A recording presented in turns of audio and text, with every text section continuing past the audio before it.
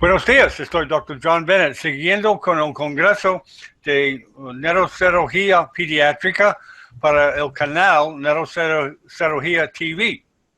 Hoy tenemos un neurocirujano de Ciudad de México, Tanoch. Él va a introducirte y déjame introducir primero el panel antes de Tanoch hace su charla. Buenos días, Griselda. Buenos días a todos. Bienvenidos a este primer Congreso Latinoamericano de Neurocirugía Pediátrica Online. Gracias, Griselda. ¿Y Erika, puede oírme bien? Yo creo que está teniendo... Ok. Hola, Erika. Erika, ¿puede oírme? No. Ok. Well, esta nueva tecnología tiene problemas. Ok, Patty, ¿puedes introducirte, por favor?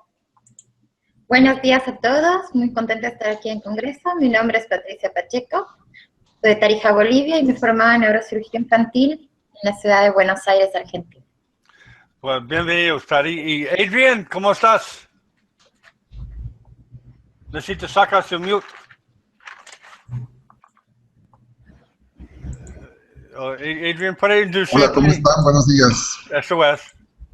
¿Y de dónde eres, Adrian? Yo estoy en San José, Costa Rica. Qué bueno, bienvenidos. Ok, muy bien. Ok, Tanoch, es tu charla. Muchas gracias, buenos días. Buenos días. Buenos días, soy Tenoch Herrada, soy neurocirujano pediatra en la Ciudad de México, trabajo en el Centro Médico ABC. Antes de empezar, quiero agradecer a la doctora Griselda por su participación, a John por toda su ayuda para hacer esto, y saludar a todos mis amigos neurocirujanos, a Adrián, a todos los que están escuchando. ¿Podemos pasar a la primera, por favor? Ok, dame poco tiempo para verte. Okay. Todo está bien, ok, vamos a ver. Ok, y dígame cuando está bien. ¿Está bien? Está bien ahí. Ok. Vamos a hablar sobre la utilidad y las indicaciones de la tercera ventriculostomía para el tratamiento de la hidrocefalia infantil. La que sigue, por favor. Como todos ustedes saben, Ok. todos nos hemos enfrentado con una imagen como esta, un niño con la cabeza grande, con hidrocefalia. Todos tenemos en nuestra historia de neurocirujanos, aunque ni siquiera nos dediquemos a niños, siempre hemos tratado un paciente con hidrocefalia congénita. Y para todos sabemos que aunque la mayoría nos entrenamos con este tipo de pacientes para poner válvulas, pues puede convertirse en una pesadilla para nosotros en nuestra carrera profesional, para el paciente y desde luego para su familia. Hay infinidad de pacientes en los que tenemos historias de que han sido operados 7, 10, 15, 20 veces para el recambio de las válvulas. Por eso, los neurocirujanos siempre estamos buscando alternativas para tratar de que estos pacientes sigan teniendo una mejor calidad de tratamiento y desde luego que la cantidad de operaciones y de intervenciones que se les hace sean menores y por supuesto la morbilidad también. Pasamos a la que sigue, por favor. Ok. Diferentes estudios han mostrado que las complicaciones del tratamiento tradicional de la hidrocefalia pues son múltiples. Todos sabemos que independientemente del incremento en la complejidad y costos de los sistemas derivativos, pues no hay realmente una válvula que nos diga esta es la válvula que funciona mejor, esta es la válvula que nos garantiza que el paciente no va a tener disfunciones valvulares, ya no digamos a lo largo de su vida, en un periodo de 10 o 15 años. La que sigue, por favor. Todas las válvulas tienen riesgo de disfunción valvular, diferentes estudios lo han demostrado, es independientemente del costo. Hay válvulas que cuestan, aquí en México, por ejemplo, hay válvulas que cuestan entre 3 y 4 mil dólares y las válvulas más baratas que cuestan 300 y $400, y todas tienen exactamente el mismo riesgo de infectarse y de disfuncional. La que sigue, por favor. De tal manera que cuando tenemos este tipo de válvulas o de problemas, pues siempre tenemos ahí una disyuntiva con la familia. Para nosotros es muy fácil decirle, pues vamos a cambiarle la válvula, es una cirugía muy sencilla, pero para la familia es un evento catastrófico, a veces económico, a veces de salud, a veces nada más psicológico. El simple hecho de que su hijo pequeño vaya a entrar nuevamente a cirugía, pues es un gran problema para la familia.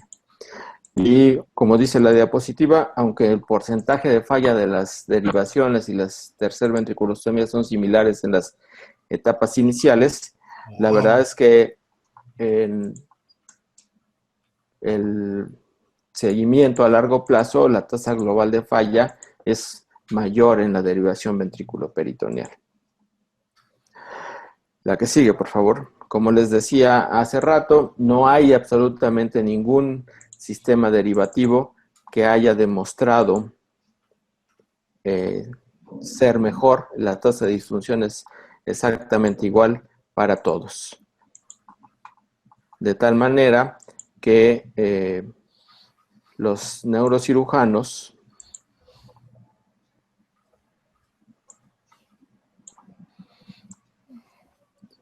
¿Está bien? Sí, podemos pasar a la número 7, por favor. Ok, dígame. ¿Esto? La que sigue, por favor. Esa. Ok. En los Estados Unidos el costo del tratamiento de la hidrocefalia es muy alto, como pueden ver en este estudio, alrededor de los $2 billones anualmente. Y entonces por eso nos enfocamos a estudiar una alternativa. Y esa alternativa es la tercera ventriculostomía endoscópica. Es un tratamiento que como todos ustedes saben, fue descrito a principios del siglo pasado, a principios del siglo XX, por Jason Mixter, quien realizó la primera tercera ventriculostomía, pero ese fue un procedimiento que fue abandonado debido a la pobre instrumentación de la época, a la morbilidad que había, y desde luego a mediados del siglo pasado pues se inventaron las válvulas y todos pensamos que las válvulas iban a resolver el problema de la hidrocefalia, cosa que fue lo contrario. Seguimos teniendo los mismos problemas. Y entonces aquí tenemos la tercera ventriculostomía. Me muestran la que sigue, por favor. Y en la tercera ventriculostomía lo que tenemos pues es la técnica tradicional que todos conocemos. Pasamos a la siguiente diapositiva,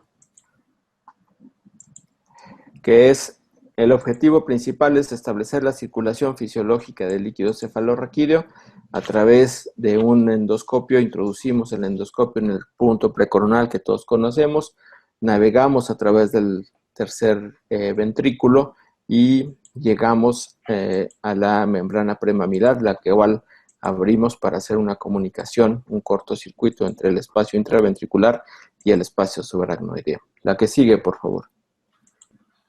Para esto es muy importante la evaluación preoperatoria. Y de hecho aquí se centra toda la discusión. ¿Cuál es el paciente candidato para la tercera ventriculostomía endoscópica?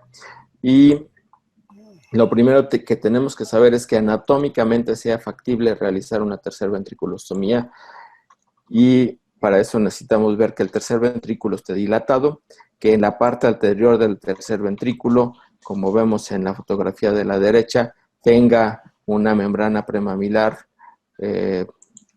lo suficientemente delgada para ser fenestrada, que haya un espacio debajo de la membrana premamilar frente de la arteria basilar. Tenemos que visualizar la arteria basilar. Tenemos que ver que el espacio entre la arteria basilar y el dorsum cellae o el clivus sea suficiente para poder realizar la fenestración y poder introducir el endoscopio. Aquí estamos viendo en el estudio de la derecha cómo todo esto se cumple, todos estos requisitos se cumplen. Tenemos el tercer ventrículo dilatado, tenemos la membrana premamilar, tenemos espacio entre la arteria basilar y el dorsum cele. Y en el estudio de la izquierda tenemos todo lo contrario. Este es un paciente típico con con un mielomeningocele, con una malformación de Chiari tipo 2, en el que vemos que todo el piso anterior del tercer ventrículo está completamente engrosado, no hay forma de hacer una tercer ventriculostomía ahí. El espacio entre la arteria basilar y el dorsum cele y la parte de abajo del clivus no existe, de tal manera que no es posible anatómicamente realizar una tercer ventriculostomía.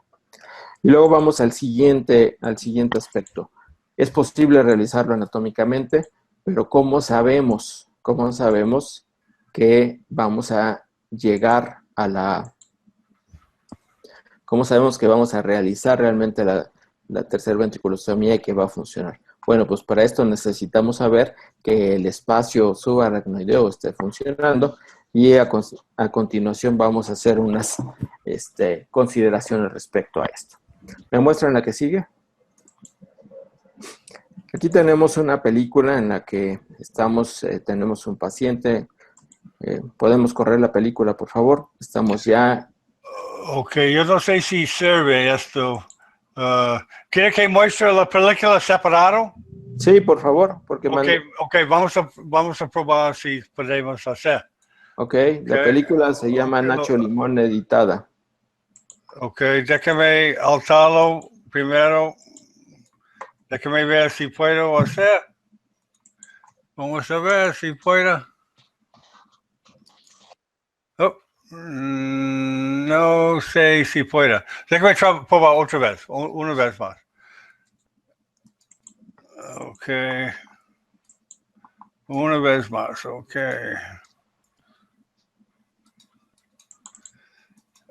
Ok, yo no sé si... ¿Puede ver? No. No puedo. Lo siento.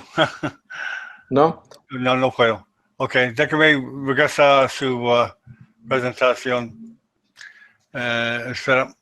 A ver, yo creo que yo puedo aquí. No sé si ok. Déjame ver si... Ok, pero regresar esto. Ahí están viendo mi presentación. Ok, yo voy a poner en su presentación para ver si puedo hacer allá. Ok, déjame... Aquí. ¿Quiero probar aquí? No sé si puedo. Déjame ver. No sirve. No sirve, no. No, yo estoy compartiendo mi pantalla. ¿No la están viendo? Oh, ok. ¿Tú quieres compartir su pantalla? Sí. Ok. Déjame sacar mi pantalla, ok. Ok. ¿Tú quieres probar? Sí. Ok, tú puedes. Vamos a Bueno, probar. muy bien. Entonces, aquí estoy proyectando la película. Por favor, avíseme si se está viendo. Sí, puede ver, pero no puede ver su video. Estaba mostrando el video, ¿verdad? Estoy mostrando el video, sí. No está. ¿Quiere probar otra vez? A ver, ahí estoy. Sí, en slide 8, ¿verdad? Pero no Sí. está moviendo, no. No se mueve. No se mueve, no, desafortunadamente. Bueno, muy bien. Entonces vamos a pasar entonces a la siguiente diapositiva. Todos conocen el espacio en el que... Ok, déjame obtener... Okay. ¿Tú quieres screen share o yo quiero que yo screen share? No, usted sígale porque no... Ok, déjame poner otra vez. Espera un minuto. ¿Tú puedes ver? Sí. Ok. ¿Esto o la próxima? La que sigue. Okay. Entonces, ahí tenemos un ejemplo. Este es un paciente. En la imagen de la izquierda tenemos la imagen preoperatoria de un paciente de 6 meses de edad con una hidrocefalia triventricular.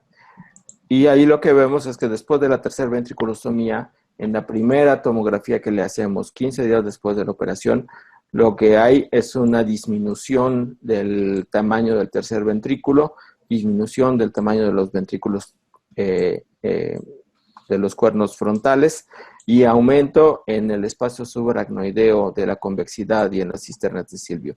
Todavía no hay una normalización completa del espacio subaracnoideo, del tamaño ventricular, pero ya comienza a haber una disminución. Y lo más importante, la clínica del niño mejora. No hay una clínica de hipertensión intracraneana. Una cosa que hay que cuidar es que no haya una fístula de líquido cefalorraquídeo. ¿Me pasan la que sigue, por favor? Aquí tenemos otro ejemplo en el que es un paciente con, como pueden ver, con múltiples derivaciones previas. Tiene 3 catéteres que le contamos ahí. Le hicimos una tercer ventriculostomía, retiramos los catéteres y después, este ya es un paciente mayor, es un paciente de 5 años que ya había tenido ventrículos de tamaño normal. Después de la tercer ventriculostomía, pues vemos cómo los ventrículos regresaron a su tamaño normal y así permanecieron ya realmente sin tener una hidrocefalia patente. Entonces aquí tenemos que evaluar muy bien la historia previa del niño, las causas de la hidrocefalia y el tipo de hidrocefalia que estamos presentando para poder determinar si es candidato o no a una tercera ventriculostomía. La que sigue, por favor. Y este es otro ejemplo. Este es un niño que se presentó conmigo. Es un niño que nació prematuro, nació de 33 semanas de gestación. Tuvo una hemorragia grado 4 intraventricular. Fue tratado en nuestro hospital de la hemorragia y vino a mí con esta imagen. Un gran quiste aracnoideo, un gran quiste intraparenquimatoso frontal, aparentemente como consecuencia de la hemorragia. El quiste está comprimiendo el espacio ventricular y tenemos una hidrocefalia. Cuando fue presentado a mí, el niño tenía todos los datos de hidrocefalia, tenía aumento del perímetro cefálico, congestión venosa en las venas del cuero cabelludo, signo de sol naciente, una hidrocefalia rápidamente progresiva. Y entonces mi primera impresión de manejo fue decirle a la familia, vamos a fenestrar el quiste hacia el espacio subaracnoideo y después vamos a ponerle una derivación ventrículo-peritoneal. Pero el papá, que ya había recorrido con varios neurocirujanos aquí en el Distrito Federal, me dijo, no, doctor, yo no quiero que a mi nieto le pongan, yo no quiero que a mi hijo le pongan una válvula, yo quiero que le hagan una tercer ventriculostomía. Después de una charla de aproximadamente 1 hora y media con el papá y la mamá acerca de las ventajas y desventajas de la tercer ventriculostomía, quedamos que se le iba a hacer la tercer ventriculostomía en el entendido de que pues íbamos a un procedimiento en el que las posibilidades de éxito eran menores al 30% y que posiblemente después de la tercera ventriculostomía, 4 o 5 días después, habría que habría que hacerle la tercera, colocarle la válvula. El papá y la familia estuvieron de acuerdo, hicimos el procedimiento, entramos a través del quiste, llegamos al cuerno frontal, de ahí nos pasamos al tercer ventrículo, y una vez que llegamos al tercer ventrículo, hicimos la tercer ventriculostomía. Tengo la película, pero no corre. La que sigue, por favor. Aquí tenemos la resonancia postoperatoria. Vemos que anatómicamente sí es factible hacer la tercer ventriculostomía. Es muy importante también en los pacientes en los que va a funcionar la tercer ventriculostomía, algo que se ha descrito, que es ese abombamiento inferior que hay en el piso del tercer ventrículo hacia la cisterna interpeduncular, que lo vemos muy bien aquí en esta diapositiva. Aquí el piso anterior del tercer ventrículo, la membrana premamilar, está abombada hacia abajo, lo que es un factor de buen pronóstico en este tipo de pacientes. La que sigue, por favor. Aquí tenemos la película que no corre, la que sigue. Okay. Y aquí tenemos la resonancia postoperatoria. Esta es una resonancia que ya se hizo aproximadamente, debe tener un año después del procedimiento.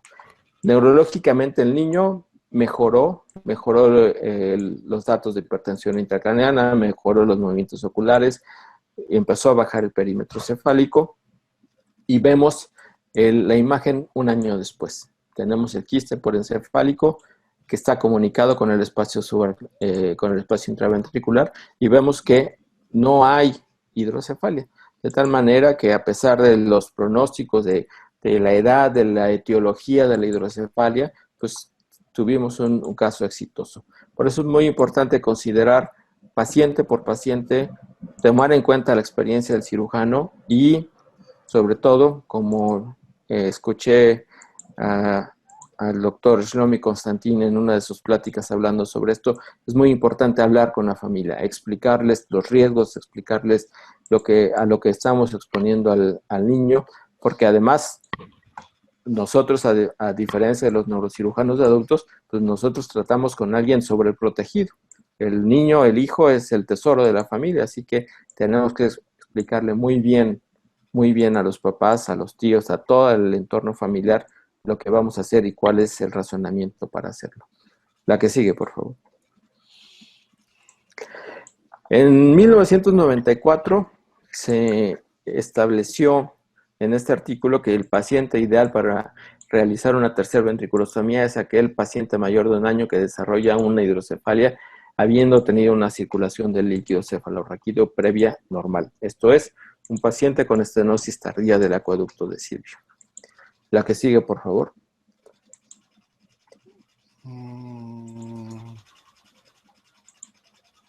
Sin embargo, después diferentes estudios han mostrado que hay pacientes que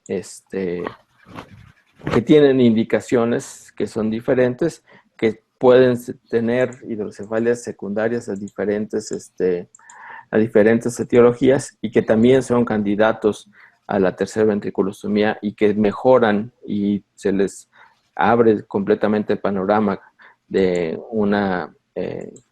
del tratamiento de la hidrocefalia con la tercera ventriculostomía, como podemos ver en este artículo también publicado en la última década del siglo XX. La que sigue, por favor. Entonces, las conclusiones es que la tercera ventriculostomía representa un método factible para tratar la hidrocefalia no comunicante y que el éxito del procedimiento depende de la selección del paciente. Es por eso que nosotros estamos en el siempre se ha tratado de ver cuál es el que sigue el siguiente paso, cuál es el mejor paciente para realizar la tercera ventriculostomía, cuál es digamos, la etiología o el caso del paciente que se va a mejorar después de una tercera ventriculostomía. La que sigue, por favor. Y hay una población que es especialmente vulnerable, que es a la que la tercera ventriculostomía no siempre le hace efecto, que son los menores de 1 año. Entonces, en estos pacientes, el éxito es de 56%, pero dependiendo del tipo de la etiología de la hidrocefalia puede variar. Como vemos aquí en la diapositiva, si es estenosis del acueducto de Silvio es de 80%, si es hidrocefalia posthemorrágica del 66%, si es hidrocefalia postinfecciosa del 40%, y si es un mielomeningocele, pues es del 40%. La que sigue, por favor. En contrario a lo que se pensaba a finales del siglo pasado, se ha demostrado que la edad no representa una contraindicación para realizar la tercera ventriculostomía endoscópica. El éxito del procedimiento está básicamente determinado por la etiología de la hidrocefalia. La que sigue, por favor. Y pensando justamente en esto,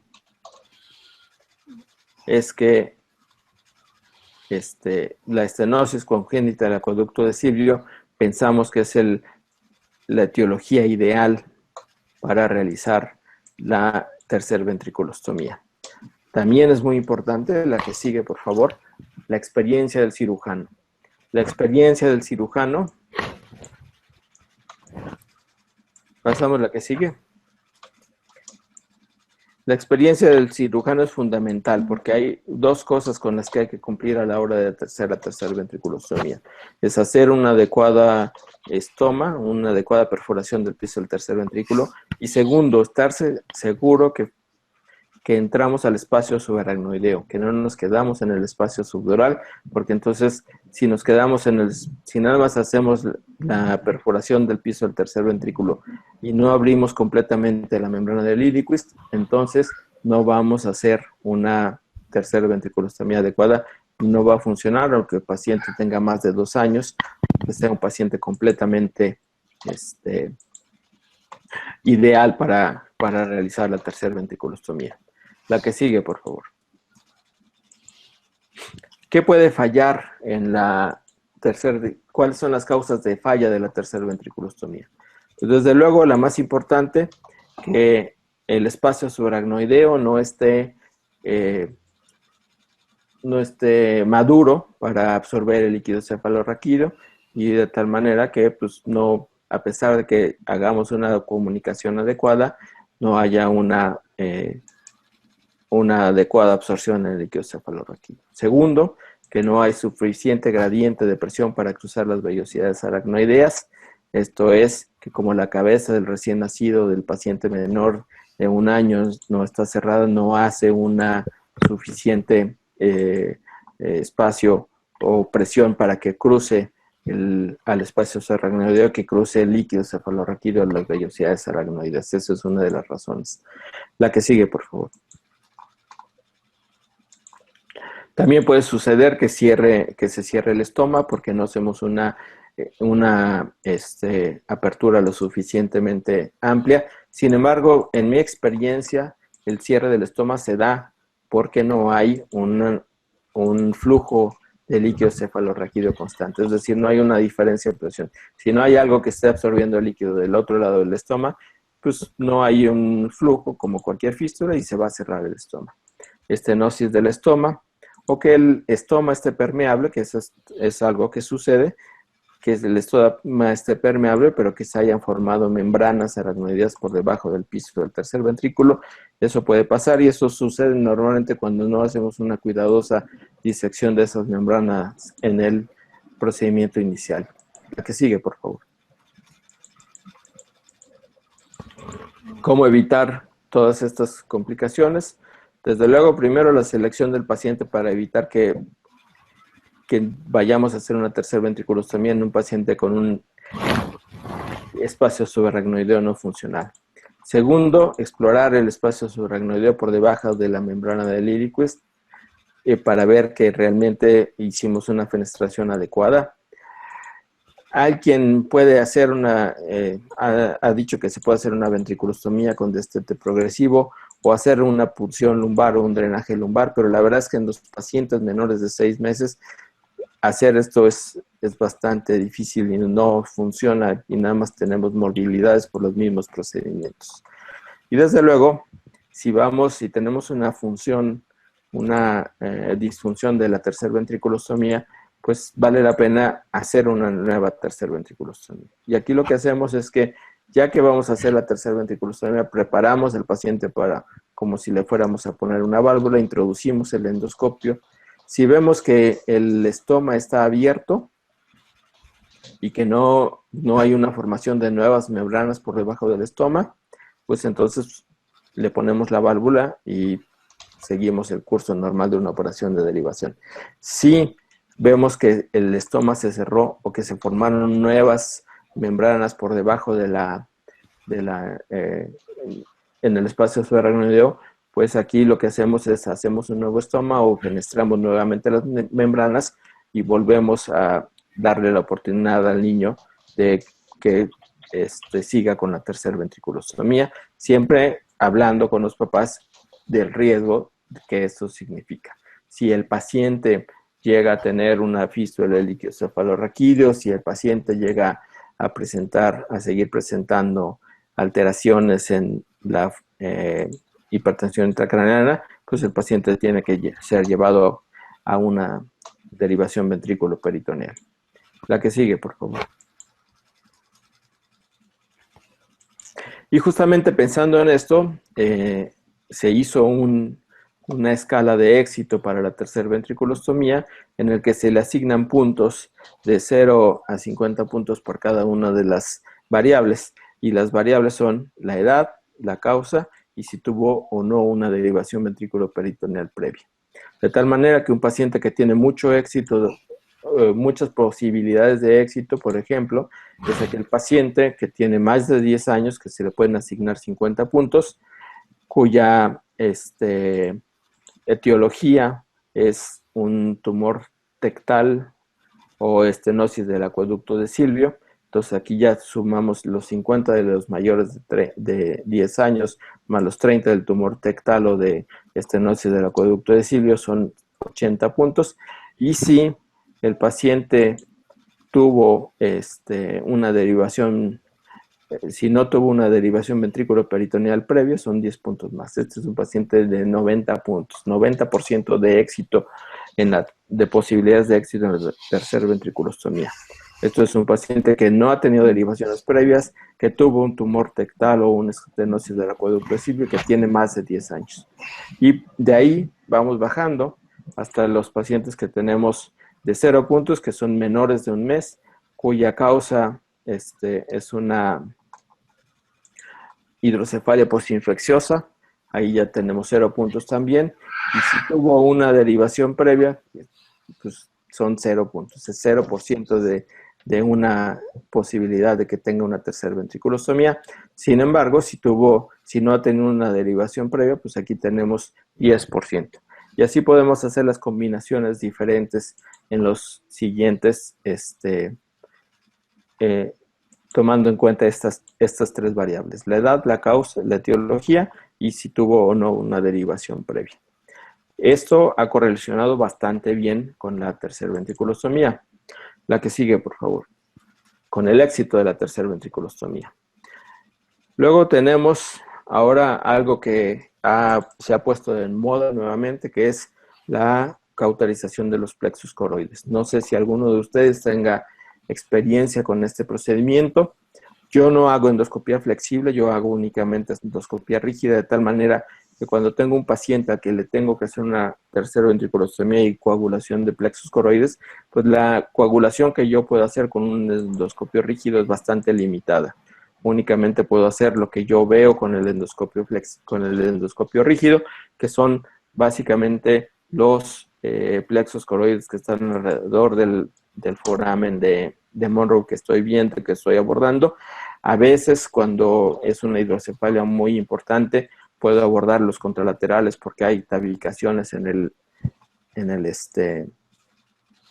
el acueducto de Silvio, y muy de vez en cuando puedo también abordar, cuando es una gran hidrocefalia, puedo también abordar los plexos coroides en el atrio, pero únicamente de manera unilateral. De tal manera que este es una limitante para quienes hacemos endoscopia rígida. El procedimiento inicial está descrito con un endoscopio flexible, de tal manera que siempre hay que tener en cuenta esto. Cuando los trabajos del Dr. Warf quisieron repetirse en los Estados Unidos, no tuvieron el mismo índice de éxito, y yo creo que es en parte por esto, porque la escuela americana no está entrenada para hacer endoscopia flexible, casi todos hacen endoscopia rígida, y la limitante de cauterización de todos los plexos coroides pues es muy importante con este instrumento. La que sigue, por favor. Es por eso que cuando se publicó este trabajo, pues se decía que no había forma de duplicarlo aquí en los Estados Unidos por todas estas limitantes, sobre todo el entrenamiento que hay entre una escuela y otra. Es muy importante que para hacer este tipo de procedimientos tengamos el entrenamiento en la endoscopia flexible para poder abordar todos los plexos coroides que se pueden abordar y coagularlos. Y hay quien dice que las dificultades técnicas, yo no lo he intentado, las dificultades técnicas para hacer esto son bastante importantes. La que sigue, por favor. Y finalmente, pues se realizó el estudio internacional de hidrocefalia, que en él se estudiaron 158 niños menores de 2 años con estenosis pura del acueducto de Silvio, a los que en forma se estudiaron pacientes a los que se les realizó la tercera ventriculostomía contra la derivación ventrículo-peritoneal, de tal manera que a los 3 meses el éxito de la tercera ventriculostomía era del 68% contra 95% de la derivación, a los 6 meses 66 contra 88 y a los 12 meses 66 contra 83. Este artículo fue publicado este año y es el primero de muchos trabajos que se van a publicar con este estudio, que es un estudio multicéntrico de todo el mundo, en el que se analiza la tercera ventriculostomía contra la derivación ventrículo-peritoneal. La que sigue, por favor. Aquí la falla fue definida como la necesidad de repetir la reintervención para una derivación definitiva, ya sea realizar la tercera ventriculostomía o una nueva derivación ventrículo-peritoneal siguiendo los estados clínicos o una muerte relacionada con la hidrocefalia. La que sigue, por favor.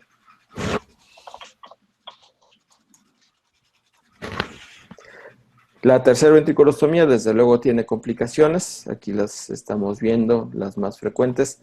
La más temida es la hemorragia transoperatoria. Puede haber convulsiones.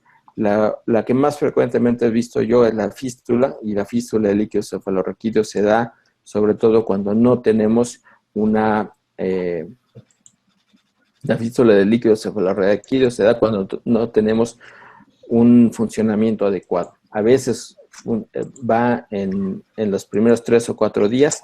Aquí es muy importante que después de que hacemos la introducción del endoscopio, ya que sacamos el endoscopio, pongamos un tapón de Gelfoam en la corticotomía y cerremos lo mejor posible la dura madre, si es que es posible cerrarla, y desde luego también el cierre de la galia y la piel en 2 planos para evitar la tercera ventriculostomía. Casi siempre, y eso a mí me sucede muy frecuentemente, es que tenemos una fístula contenida los primeros 3 o 4 días que luego va disminuyendo hasta que a los 8 o 9 días desaparece completamente. Incluso vemos cómo hay un hundimiento del tejido debajo del trépano. Eso quiere decir que la tercera ventriculostomía está funcionando. Cuando después de 14, 15 días seguimos teniendo el abombamiento y además está creciendo el abombamiento en el sitio donde hicimos la tercera ventriculostomía, donde hicimos la incisión de piel, pues ahí es cuando tenemos un problema y una disfunción de la tercera ventriculostomía. Puede haber bradicardia durante el procedimiento a la hora que estamos introduciendo el endoscopio a través del estoma. Puede haber diabetes insípida postoperatoria que normalmente sucede en las primeras 24 o 48 horas posteriores al procedimiento. Podemos tener colecciones, no hematomas, colecciones subdurales, que esto sucede cuando no hacemos una adecuada comunicación entre el espacio intraventricular y el espacio subaracnoideo.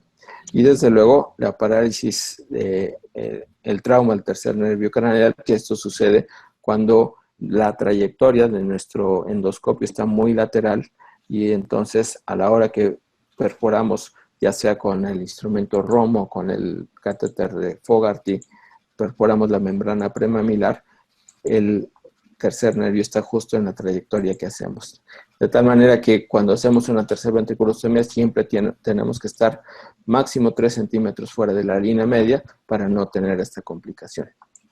Otra de las complicaciones que podemos tener son, desde luego, la hemorragia, que esto es muy importante de evitar. Es tenemos que ser muy cuidadosos a la hora que abrimos el tercer ventrículo, el piso del tercer ventrículo, hacerlo siempre con un instrumento Romo, no traccionar el piso del tercer ventrículo con el catéter de Fogarty. A la hora que introducimos el endoscopio también tenemos que ser muy cuidadosos hasta dónde entramos. Acordémonos que es un instrumento rígido y que no podemos introducirlo ni modificar la trayectoria porque es una trayectoria en línea recta. La que sigue, por favor.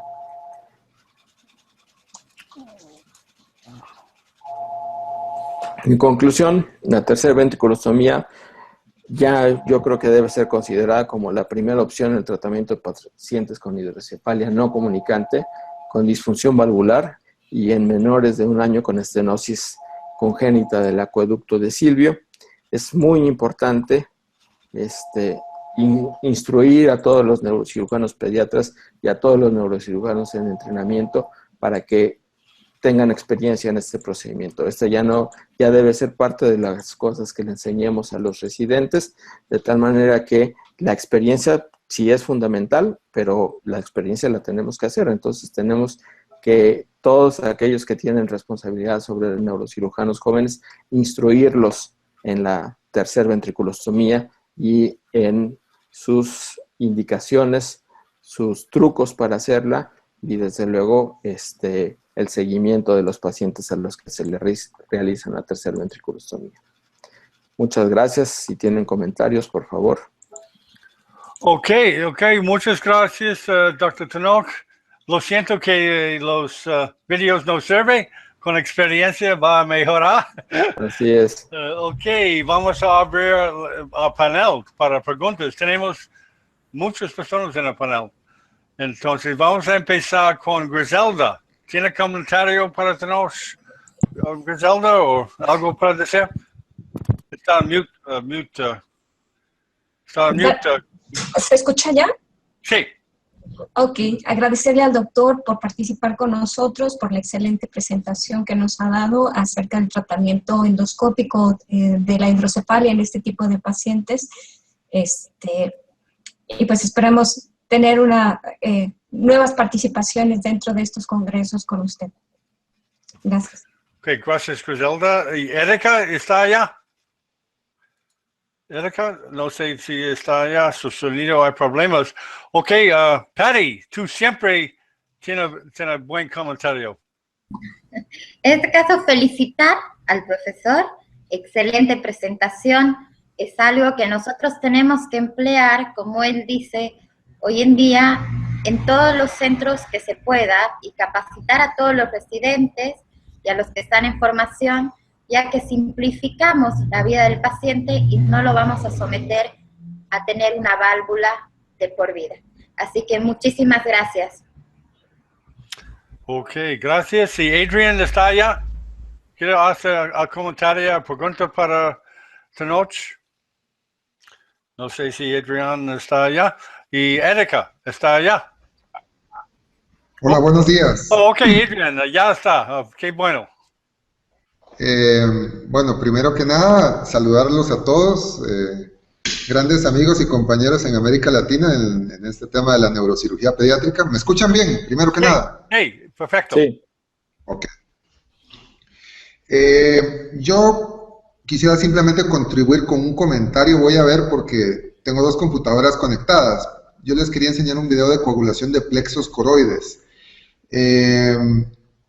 Hace un tiempo, en uno de estos talleres de neuroendoscopía, nosotros discutíamos del valor de la coagulación de los plexos coroideos, porque si bien es cierto, puede ser un procedimiento bastante tedioso, ¿verdad?, de ir recorriendo el plexo y coagulándolo con el bipolar, hay que recordar que si revisamos algunas de las teorías de la hidrocefalia que han escrito Michael Ecknor y Lili Zeng y el grupo de Boston, se dice que es probable que la hidrocefalia o la dilatación ventricular no solamente obedezca a factores mecánicos, sino que adicionalmente la resonancia de la pulsación del plexo coroides tiene un papel fundamental.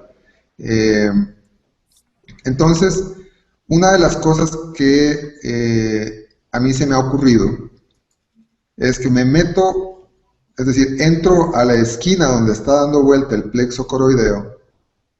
Yo tengo un coagulador bipolar, voy a ver si ahorita les puedo subir el video para enseñárselo, que tiene las puntas ligeramente curveadas, entonces puedo usarlo como un ganchito. Y con ese desplazo el plexo coroides en forma lateral y me asomo por debajo para ver la arteria coroidea.